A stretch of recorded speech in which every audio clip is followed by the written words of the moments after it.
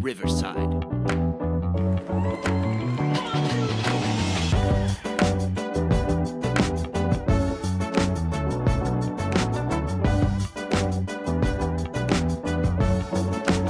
Hey, welcome to BJB Today. It's Friday, everybody.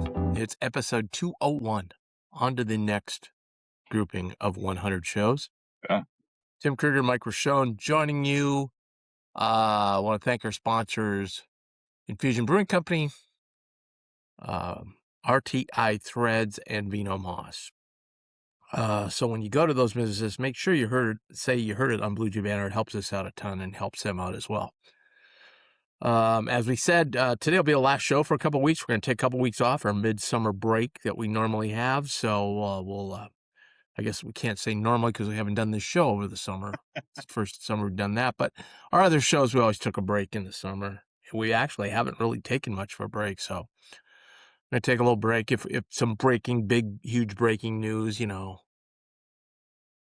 we signed 5 All-Americans from last year all of a sudden or something. We'll be back on. But at any rate, it'll give us a chance to get some things lined up for the coming season as well. But today we're going to talk about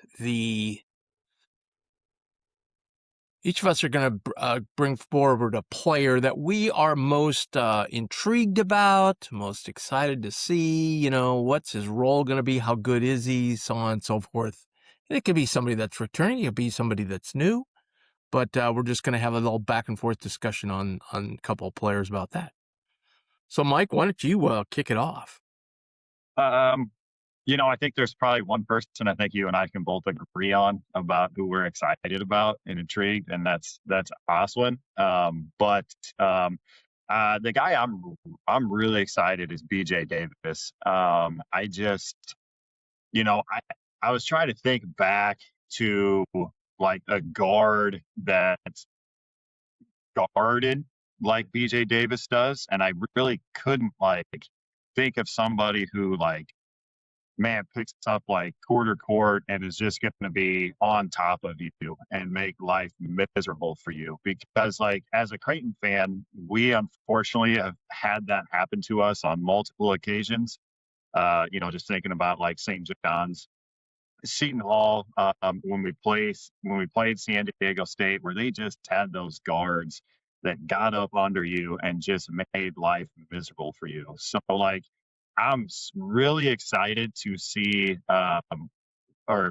see what he does for us on the defensive end and how disruptive he can be, just because that's something this Creighton just hasn't had in the past. And I'm really excited for that. And I'm excited to see what he can do on the offensive end as well. With a guy like Oswin, and then some shooters that are going to be spread out like Jackson, Hudson, guys like that, where doing some high pick and roll, and he's kicking out Wes, guys like that, where San Diego State's always been a little they struggle on the offensive end, so it's going to be interesting to see him coming in and see what he does on the offensive end as well. Yeah, he was a guy I thought of too. He was very close to being the guy I was going to pick, so I'm glad we picked 2 different people. Yeah. But here's my question to you, and I don't know if you wonder this sometimes too. We see guys at other teams. BJ Davis, a perfect example. Okay, defensively, hounding, so forth.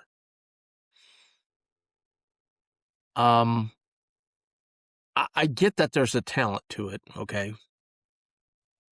But sometimes I wonder, all these years we haven't had anybody like that? Right. Is it more the system? Yeah. I mean, to me, I just can't believe, and maybe we recruit a certain way, okay? That's possible too. But I can't believe that over the years we haven't had it, that we consistently see that, and we probably say, well, we're going to run our defense this way. Yeah. Especially the drop coverage type thing. So maybe, I don't know. Yeah. No, that's a great point. I think it's probably a silly, you could just, what I just said and go, well, that's stupid. We're we just haven't had that guy, and we need. I just wonder sometimes, Yeah. is it the philosophy? Is it, you know, is just Dutcher just recruit those kind of guys? Sure, he does, but is there some sort of like philosophy? Yeah. It's like how can we keep recruiting always really good shooters? Right. Well, there's kind of a philosophy to, it's a culture. Yeah. I don't know. It's a hard question to answer, I guess. Yeah, I think it's a great point, especially, if you kind of look and obviously you've talked to a ton of the coaches, and coaches have kind of for Creighton, and have kind of talked about how, they kind of, hey, it's very like specific oriented, like, hey, we know that this guy can't shoot threes. So like we're not even gonna come close to like guarding him at all. But like when you looked at San Diego State, like they just guarded everybody. They were up on every single person regardless of the game plan and things like that. Like that's just how we were gonna guard. And Creighton was kind of different in that, where they would have their one stud, and like, Tyshawn, great example. You're going to guard him and you're just going to chase him around. Other guys are going to kind of play off and help, and things like that. And you had Kalkbrenner on that drop coverage. So yeah, I mean, it's a good point where, it may just be, Mac's defensive philosophy where, there weren't those guards that just got up and made life miserable for everybody. Yeah. I mean, I don't know. And Yeah. that's one of the intriguing things because we've had a few guys in the past like, oh no, this guy's a real defender. Mm. And then they come in and you're like, Right. okay. I thought Pop was somewhat, I thought of him last night, like Pop somewhat had a defensive mentality to him, but when he got into the nuts and bolts of our defense, he often got lost and Right. didn't guard as well as you'd think he would have. Yep. He's the first thing the guy thought of, but there's been others scattered around that we like, oh wow, this, and then you see him, and Yeah. then you're like, well, okay, he's not that great, I Right. mean, so I'm interested to see, Yeah. Yeah. and again, it's a new coach too, so maybe a different philosophy, a different way of teaching. I know I've already seen some things in workouts, like the way they're teaching them to guard certain positions, Yeah. and a little change they're making in their defense. The alignment, and they're really getting into detail. Like you got to have your left foot here and right foot here when the ball is right here. Yeah. I haven't seen that before, so it'll be interesting to see what comes down Yeah. on that. But yeah, and then the other thing too is what kind of offensive game is he going to bring too? Right. Yeah. Yeah. That's a great, because, like I said, like San Diego State has never been like a offensive juggernaut. They play really good defense, but because of, how poor they have been on offense, a lot of teams have been able to stay in basketball games. You look back to that NCAA tournament game, where, Ryan Hawkins' senior year, where, Creighton just struggled mightily on the offensive end, but so did San Diego State. So it kept Creighton in to allow them to make that huge comeback. So, yeah, it'll be interesting. Just obviously, Huss's and Creighton's, let it fly mentality, is probably very opposite of what he did at San Diego State. So it'll be fun to see. See if he is a true facilitator of the basketball and get it to the guys in the right position so that they can score. And then see, can he get downhill? He's a bigger body. Be able to get downhill and score around the basket too. Yeah, and I'll say this, he's a better shooter than people think, and, none other than our athletic director, Marcus Blossom, the other day, was saying, "Man, every time I look over, that guy's draining shots." Yeah, So, um, he's probably a better shooter than we're giving him credit for, and maybe our offense is going to give him more opportunities too, exactly. you know? Yep, exactly. Okay. I'm gonna stick with that position again. Yeah, Oswin Right. obviously was a guy that you think, oh, I'm really excited to see him. Well, who isn't? But I'm going with Wes Enos. I just couple reasons. Number one, he's 42% last year from three. Can he continue that? Will he shoot to that level? Okay, number one. Number two, he has a real dog mentality and always has. So, hustle, a defensive end again. So is that going to come to fruition? Okay. Number three, as I mentioned the other day, he's really quickly become one of the leaders of the team, very vocal. So I'm kind of seeing, do we have the whole package here? Right. Kind of like, is this going to be it? And to be fair, I'm not going to be able to do that in a game or two. It's going to have to give it some time to see if that all comes together. I will say that, like, it's a bit unfair to him because I'm kind of expecting, you know, the scoring ability and, kind of long arm deflectiveness of Pop and the team leadership of Ashworth. Yeah. Okay. So it's kind of a lot to Right. put on one guy that hasn't played a game. Yeah. Okay. So that in my mind, and this is just in my mind, like I want to see how he hits each level, like how high up he gets in each level. Um, that's, Yeah. and I don't think, fortunately we have a guy like Schwartz who can fill right into that slot, right? But it'd really be nice if we could, have this plus Schwartz, not, well, Yeah. got to mix and match each game. Yeah.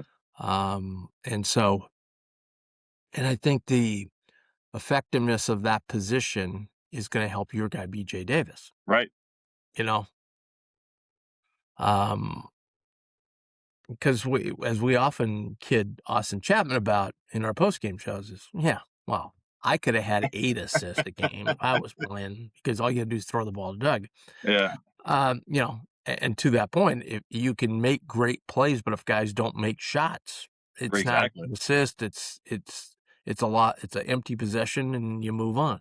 Yeah. So, and guys sometimes get frustrated with that. So, Absolutely. um, we got to have guys that are going to finish and score. Now, I Yeah. don't think that's going to be a problem on this team. Okay, we've got so many offensive people, and Jason Green and Hud and Jackson and Isaac, and then not to we're not even talking about Oswin yet. So, Yeah.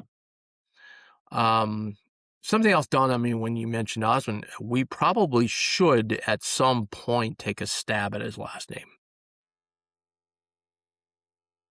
I'm not. Do I have to do it now? Can I? Can we? How about during the break we work on it first time back? We. Yeah. Well, Rob, on the game notes, or maybe it wasn't game notes, but I want to say way back in the day on the game notes, Rob would always put the pronunciation of the Yeah. more difficult players Yeah. in there. It was like it's Brees Ninsu. Yeah. You know, that was the one. They'd have to make sure to pronounce it right, and there were several. There was a bunch on that team.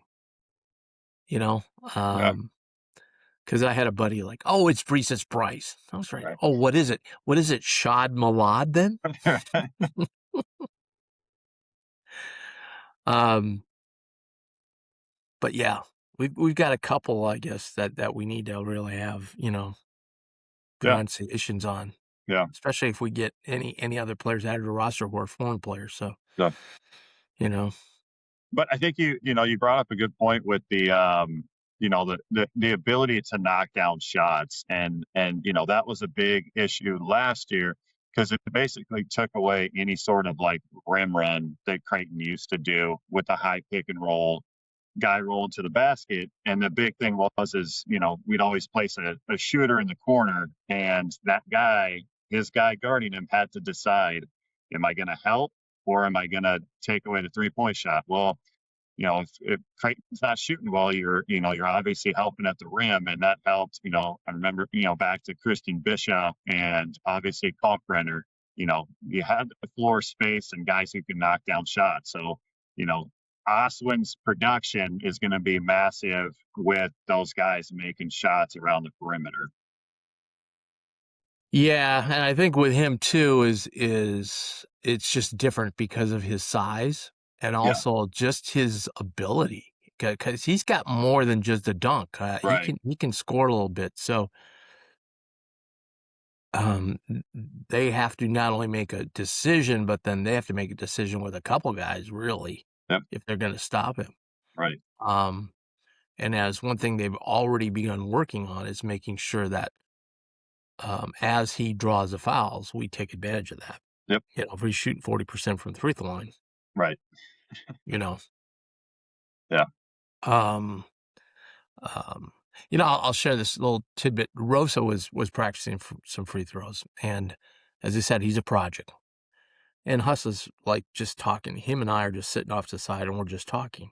And mid sentence, he just goes, "Hey, you got to get up on your toe." I just right in mid sentence, he was still coaching, he was still watching, and yeah, that really struck me too as different from because once Mac went into a conversation with you, he was all yeah, he didn't really he let the other guys coach, but Huss is just that he's got that just wants to coach, yeah. he just wants to coach in practice basically. Right, You know what I mean? Like not that Mac didn't like practice because I think he right, did, but right. um I'm sure it's just like anything else in life. After you do it for a long time, practices, Yep, you know? right. Oh, yeah, It's like in golf. Some guys like to practice, really like to practice, yeah, I don't like to practice. I hate practicing, yeah, but there are times when I feel I have to. yeah, And the same goes for you may when you're younger, and we say Al is younger, um, practice is still a big, huge thing. And, right. I think a guy like I've seen clips of Izzo. He's a guy that just seems to love practice. Oh, He yeah, just loves it, yeah, just he's in there grinding, just crouch position always, yeah. or just into it. Because I think those guys, I think when it starts becoming where practices are more of a grind, as coaches, that's probably the time to hang it up, or start thinking about it and things like that. I'm not saying that's what's happening with McDermott and all, but we talked about it. 16 years at one school is a long time. He's still at Iowa State. He was at Northern Iowa. Maine State, like all those things. And so, like, I mean, that's just a really long coaching career, an amazing coaching career. But if those things start, if you start maybe not so much enjoying practice or you enjoy bits and pieces of it, but there's other pieces that you dislike, then that would be the time when you're reflecting, like, do I want to do this anymore? And again, I have no idea, no inside information at all, but like, just, if Huss is engaged all the time, that is kind of, and he's new, so, Right. That's the difference too. And I just want to say, I don't want anybody to get misled by this. Like Mac intentionally turned over a lot of duties to oh, yeah, Hustle. absolutely. Okay. Yep. But number two, Mac, he always amazed me at practice, even last year. Like, so I don't want to say anything, drop out. Like last year, like he would blow the whistle and pick out the smallest detail. And I think it's Yeah. something Huss learned from him. Oh, Picked yeah. out the smallest detail of either in the offense or defense that a player had to do. Yeah. It just always amazed me that he was able to see that. Yep. And even when he explained it to the player, you could just tell the player was like, Right. really? Yeah. This is a big a deal. Yeah. But it was, Hmm. Yeah. Um, yeah. Along our topic, I guess to close this out, there's probably I can't say a specific player, but I'm really curious to see the rotation of Jason Green, Yeah. Jackson McAndrew, Hudson Greer, and Isaac Trout. Yep. How is that all going to work? Yeah. Yep.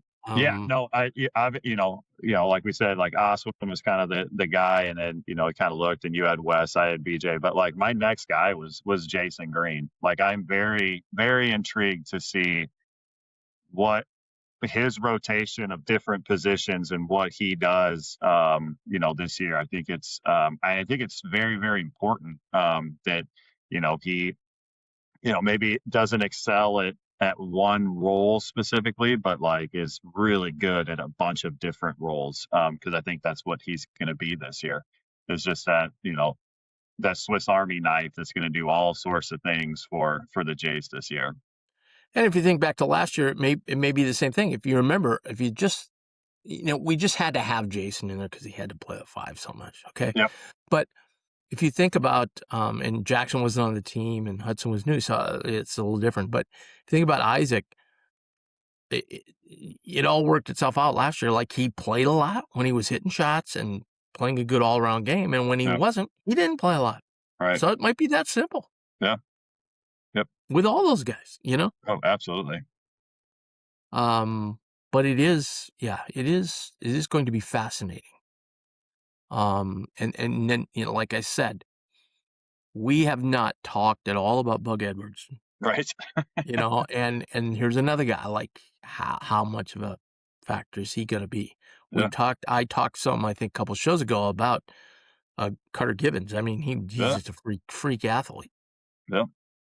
but again, with his size, is he going to be able to maintain, and is he going to slide to that 5? I don't know. Right. It's all, we'll see. Yeah. We'll see how he can handle himself. There are some teams I don't think he'd have a problem at all. There's other teams he might have a big problem. Yep. Um, which comes to my mind.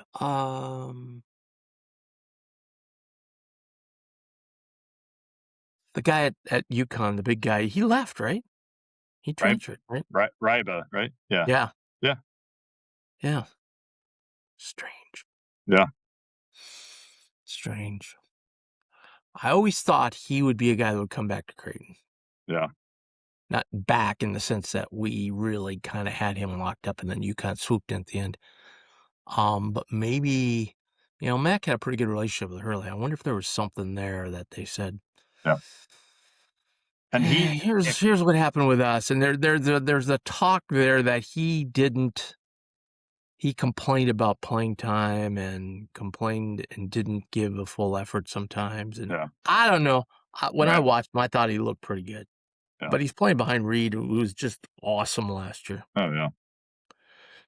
So that's part of it too. But Well, and I know awesome. he transferred kind of late too, because the Jays already had Yeah. gotten Oswin. So Yeah, that probably meant it was entered into it, yeah, but I think they kinda knew he was gonna go, you would but think they there's probably yeah. couldn't wait. You know what? It's one of those deals, they couldn't wait on Oswin. They had to jump on Oh, that. exactly.